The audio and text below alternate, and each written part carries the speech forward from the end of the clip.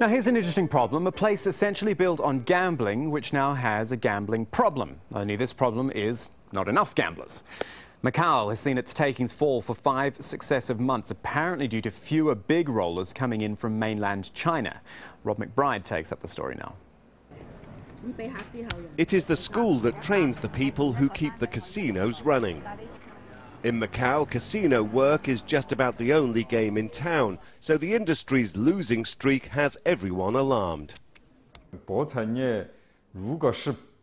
There are very few alternatives for local people.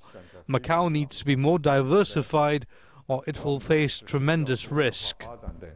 The Macau government has been trying to diversify the economy away from its reliance on gambling. Still, the casinos account for 80% of its revenue, business which in turn is heavily reliant upon China, allowing the steady stream of gamblers across the border.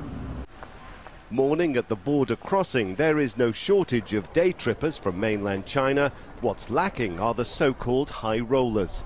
China's crackdown on corruption means it's not wise to be seen flaunting huge amounts of cash, and the big money has been staying away. They don't want to be implicated, in that case they rather not coming, and then especially those who are really, we call it the big shots, the high rollers. It has made the casino industry review its expansion plans here, paradoxically a move welcomed by many casino workers. Dealers have been protesting about wages that can't keep pace with inflated property prices in the overheating economy.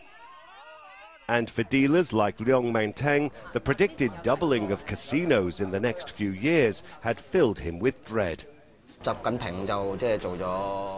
It is extremely hard for local people to maintain their living standards.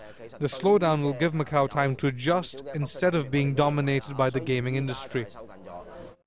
A former Portuguese colony that had a reputation as a sleepy backwater before the casinos arrived, Macau can pause for a moment to remember what that was like.